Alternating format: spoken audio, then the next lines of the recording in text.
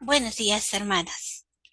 ¿Saben que los hijos de la Biblia son tan importantes de estudiar como las mujeres? Hace un tiempo estuvimos estudiando las mujeres de la Biblia y ahora me he puesto a indagar, a estudiar con ahínco, con oración a los hijos de la Biblia. Y quiero empezar con el primer hijo que aparece en las escrituras que nosotros conocemos, ¿verdad? Caín. Déjenme apagar mi WhatsApp de acá de la computadora para poder estar tranquila. Ok, entonces vamos a estudiar a Caín. La historia de Caín no solamente nos introduce a la primera familia humana, sino también al primer conflicto espiritual profundo entre el bien y el mal, porque desde el inicio se hizo visible lo que Dios había anunciado en Génesis capítulo 3, versículo 15, la descendencia de la mujer enfrentándose a la descendencia de la serpiente. Como dice Génesis capítulo 4, conoció Adán a su mujer, Eva, la cual concibió y dio a luz a Caín. Viendo esto de las relaciones humanas, me identifico un poco, tal vez porque mi historia me hace eh, adentrarme, me hace relacionarme un poco con las historias de la Biblia, porque yo soy la novena de 11 hermanos y crecí viendo de cerca lo hermoso que es ser parte de una familia grande, pero también lo imperfecto, las imperfecciones de lo que son las relaciones familiares. 7 de mis hermanos eran varones. Había diferencias marcadas entre nosotros. Algunos me llevaban más de 10 años. Y creo que como en toda familia, existían distintas formas de relacionarnos con Dios, con la iglesia, con la palabra, entre nosotros, cada uno con su personalidad tan diferente, éramos a veces completamente opuestos en nuestras formas de ser. Por eso cuando leo la historia sobre Caín y Abel, no lo siento una historia lejana, sino una historia profundamente humana. Caín y Abel eran solo dos hermanos, no como nosotros que éramos 11, ¿no?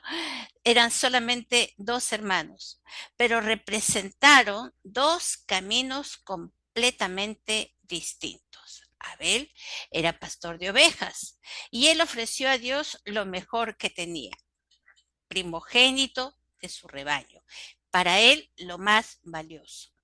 Caín, el hermano mayor, era labrador de tierra.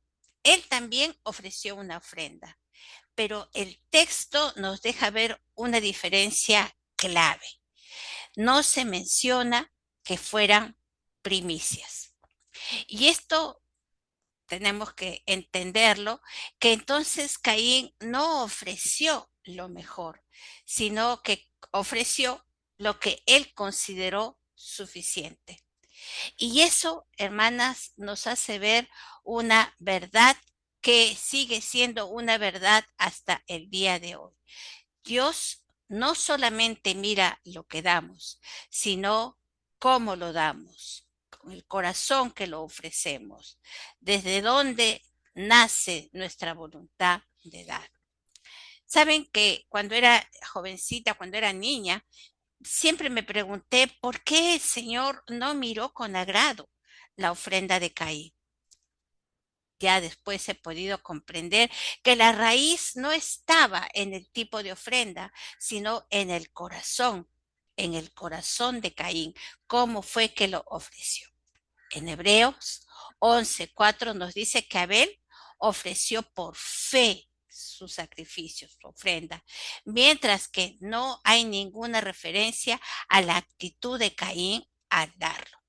Entonces, la diferencia no fue material, fue espiritual. Caín quiso acercarse a Dios a su manera, bajo sus propios términos. Él no me va a definir cómo lo tengo que hacer, lo hago como a mí me nace. Y eso en la Biblia es denominado el camino de Caín. Una vida que aparenta fe, una vida que aparenta comunión, que aparenta devoción, cristianismo, pero que carece de una relación verdadera, que carece de una fe verdadera.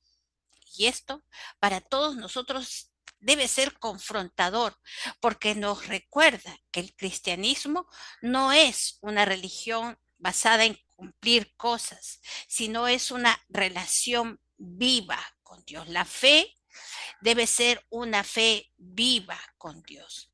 No se trata de ofrecerle cosas para agradarle simplemente, sino por amor al Señor, vivir en fe y de esa manera ofrecerle al Señor con un corazón agradecido. Entonces, cuando Dios no aceptó la ofrenda de Caín, ¿cómo fue su reacción? Lo podemos leer, reaccionó con enojo, reaccionó con celos. Dice la Biblia, su semblante decayó. Y en vez de detenerse y preguntarse con tranquilidad, de examinar su corazón, él dejó que esa ira, que ese resentimiento, que esos celos crecieran dentro de él. Se hizo una cosa inmensa en su mente, en su corazón, y fueron provocándole deseos para nada buenos. Sin embargo, el Señor fue misericordioso y le habló claramente a Caín. Le dijo, el pecado, Caín, el pecado está a la puerta, pero tú puedes dominarlo. Quiere decir que Caín tuvo la oportunidad de elegir, pero a pesar de esa oportunidad, decidió ignorar la voz de Dios. Sabemos lo que siguió, ¿verdad? Una de las escenas más tristes de la Biblia. Caín se convirtió en el primer asesino. Le quitó la vida a su propio hermano. Y si ustedes leen Primera de Juan 3:12, dice que él cometió ese asesinato porque sus obras eran malas y las de su hermano eran justas. Aquí está entonces presentado claramente ese contraste que revela una verdad profunda. Nuestras acciones reflejan nuestro corazón. Nuestras acciones reflejan a quién estamos siguiendo realmente. Después de cometer ese asesinato, Caín no mostró un genuino arrepentimiento. En lugar de reconocer su pecado, cuando Dios lo llamó, le dijo, ¿soy yo acaso guarda de mi hermano? Su corazón estaba endurecido, incapaz de asumir su responsabilidad. Y a pesar de eso, miren cómo es la misericordia de Dios. El Señor, en una perfecta mezcla de justicia y misericordia, lo castigó. Efectivamente, le puso una señal, pero también lo protegió. Caín fue desterrado, formó una familia, construyó una ciudad, pero la maldición lo acompañó.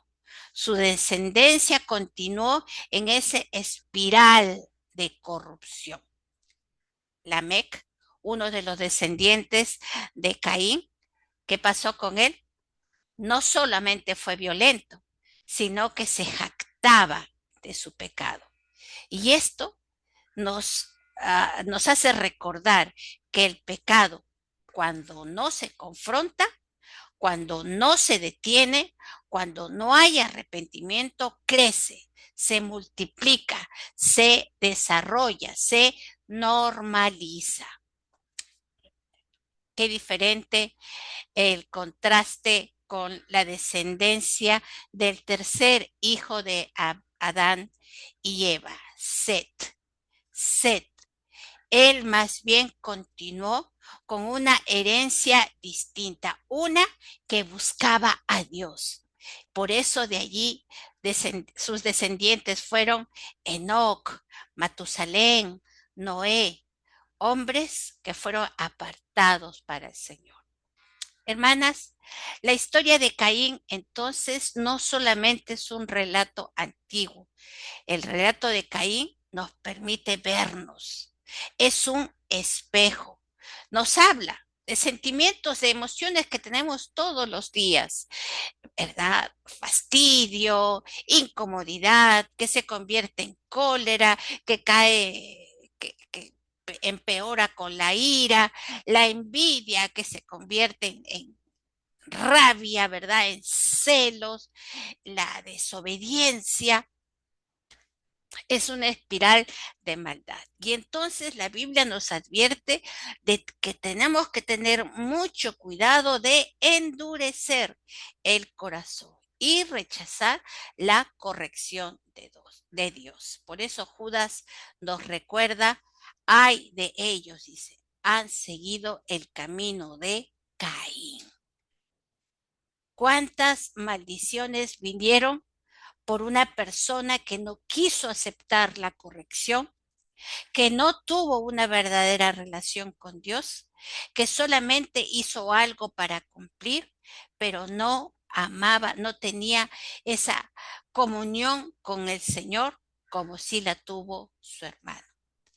Entonces, todas estas historias acerca de los hijos de la Biblia, sobre todo de Caín, nos tiene que a llevarnos a preguntarnos, ¿qué cosa le estoy ofreciendo al Señor? ¿Le estoy dando lo mejor de mí? ¿O solo le estoy dando lo que me parece que ya es suficiente? ¿Estoy viviendo por fe? ¿O simplemente estoy cumpliendo? ¿Estoy yendo a la iglesia solamente para cumplir? ¿O estoy yendo con la expectativa de la comunión, del amor, de la relación con mis hermanos, de mi adoración al Señor? Estoy escuchando la voz de Dios cuando me corrige, sobre todo cuando corrige mi corazón, o simplemente me cierro y estoy empezando a endurecer mi corazón. Hermanas, la historia de Caín y Abel nos deja algo muy importante. Como le dijo el Señor a Caín, el pecado está a la puerta. Y el pecado está a la puerta de nosotros todos los días, pero tenemos la oportunidad de decidir. Y nosotras podemos elegir no seguir el camino de Caín, como dice la Biblia, sino acercarnos al Señor con un corazón sincero, con fe, no a mi manera, sino a la manera como el Señor nos enseña, a la manera de Dios. Porque al final tenemos que entender que no se trata de la perfección, sino de buscar al Señor de todo corazón. Amén. Pero así como Caín y Abel, hay otros hijos de la Biblia, como por ejemplo los hijos de Elí. Y quiero hablar también acerca de ellos. Si usted, estoy haciendo un devocional, un video en vivo, pero todo esto está escrito y ustedes lo pueden ver en el blog de la Iglesia Bíblica de La Molina. Ahí tengo todos estos devocionales escritos. Y yo escribí más que llevarlos al templo. Y estoy basándome en la historia de los hijos de Eli.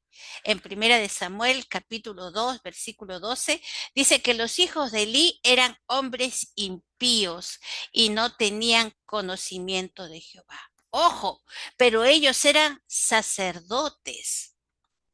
Esta historia, si ustedes gustan, la pueden leer todas en Primera de Samuel 2, desde el 12 hasta el 25, si no me equivoco.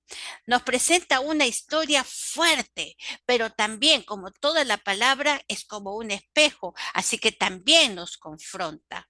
Los hijos del sacerdote Elí, Ofni y Finés servían en el templo. Eran sacerdotes también por genealogía, por herencia, pero no conocían realmente a Dios. La escritura nos dice claramente, como acabo de decirles, que eran hombres impíos, que no tenían conocimiento de Jehová. Qué cosa más terrible, que ellos eran personas privilegiadas.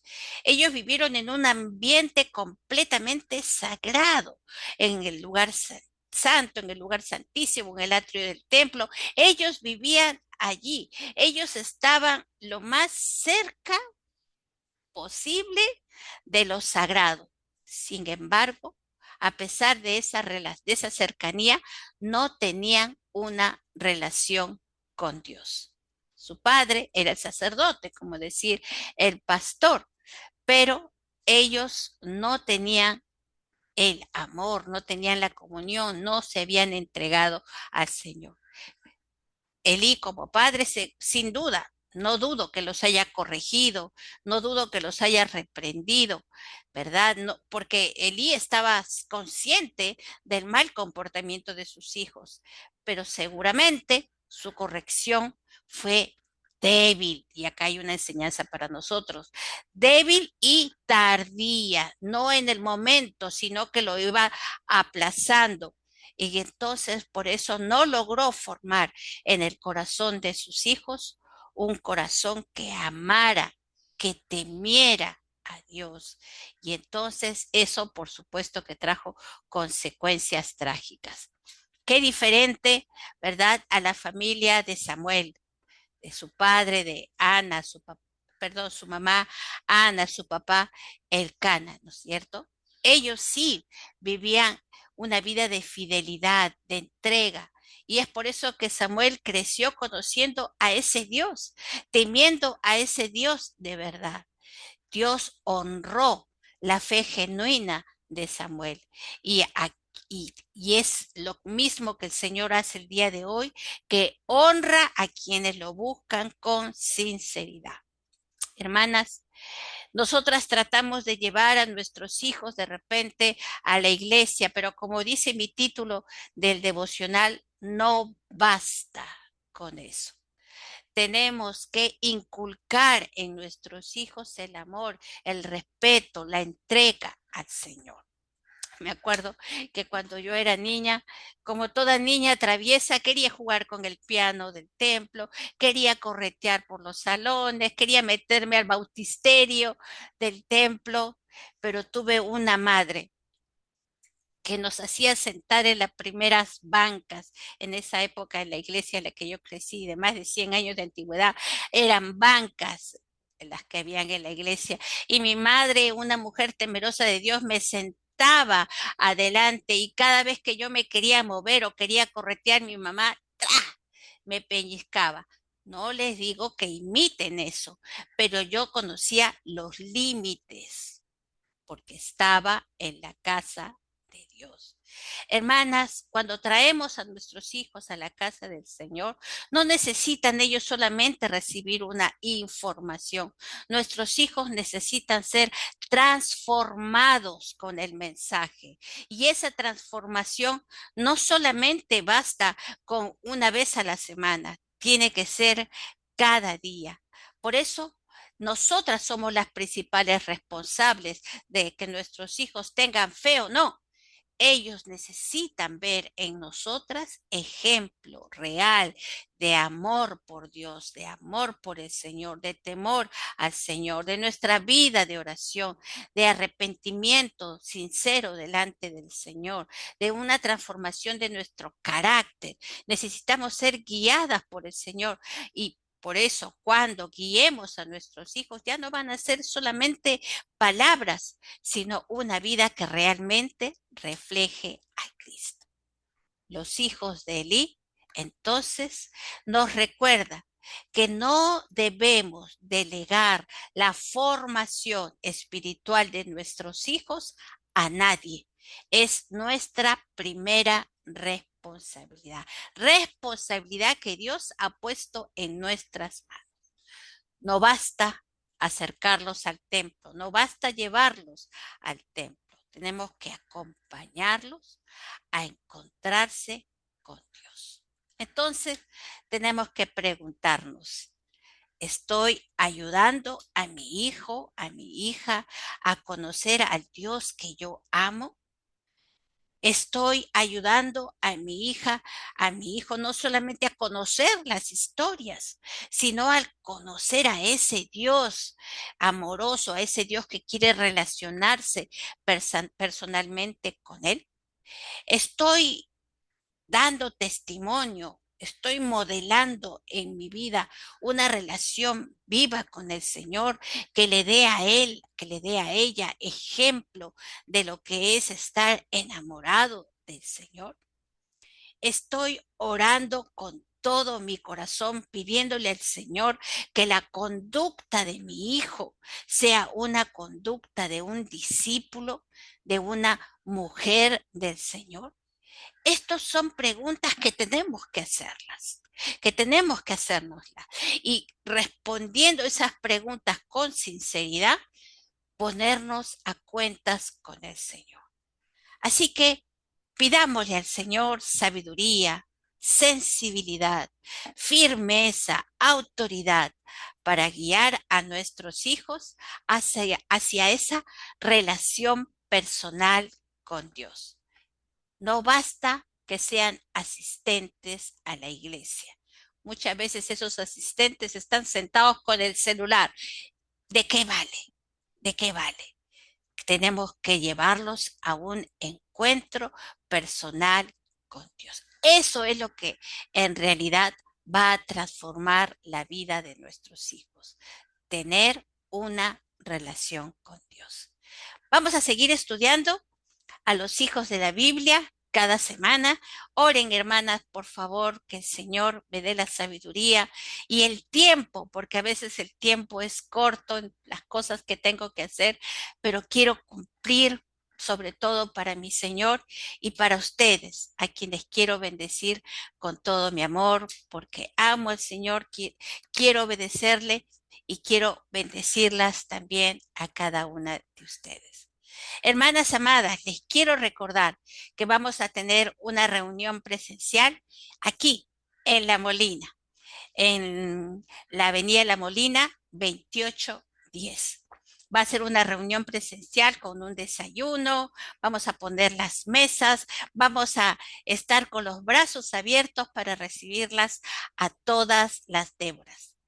Todo lo que vamos a hacer, el programa va a estar muy bendecido. Vamos a contar con la palabra del Señor que va a traer nuestra querida coordinadora también de Déboras, nuestra pastora Soledad Eliña.